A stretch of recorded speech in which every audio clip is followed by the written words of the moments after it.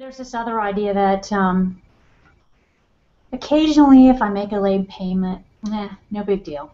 Not really going to affect my score. Yeah, that's kind of a myth too, and I guess that just comes from maybe not realizing what FICO does when it looks at your credit score.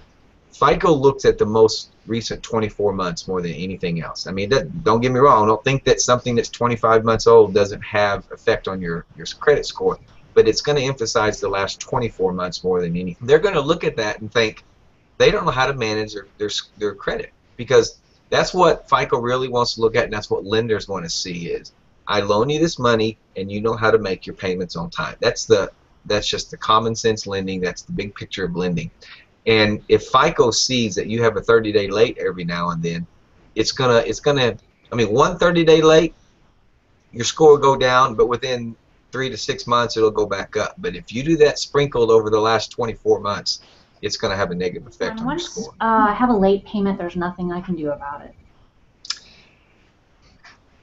In a way that is true. Okay, if you really were late, there's not much you can do about it, except there's still two things you can. So there's not much you can do about it, but there's a couple things you can do. First of all, if it's just happened like last month or 2 months ago, and I'm gonna give away one little secret that I use all the time as a part of my business, and I don't mind giving away, because if that's all they're doing, then I'd rather them do it themselves. If it's one part of my whole process, then I'll do it. But if that's the only thing they need to do, I'd rather them just do it themselves. You can send a letter to the creditor, directly to the creditor, not to the credit bureaus, and it's called a goodwill letter. And if you have a 30-day late, you can actually send a letter and write it the right way. That's the only key, is you got to kind of write it the right way.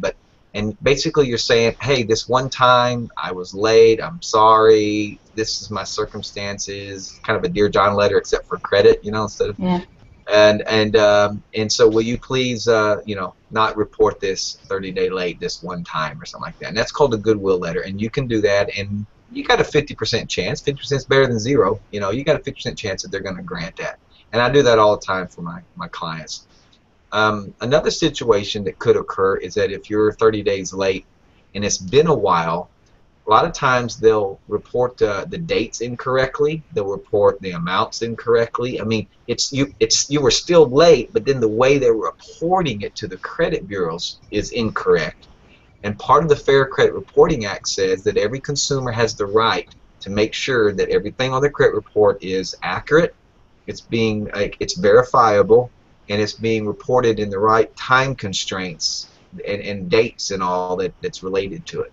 So if you find out that you had a 30-day late a year ago, but then you pulled your credit report and that 30-day is now been 2 30-day late instead of 1, or that 30-day late says that it was late in one month when you really thought it was 3 months earlier, anything that could be wrong, you have the right to investigate that and it might come off at that time. They might change it. Good. That was going to be my next question, is if you do find that they've reported it wrong, there are things you can do. Right? Yeah, there are things you can do. And again, if a person just has one account or one problem, again, I'd rather just do that themselves. And there are things that they can do. It's when you have a lot of accounts and a lot of different problems, and your credit report's just kind of messed up, or it's a really big technical issue where you'll need more professional guidance.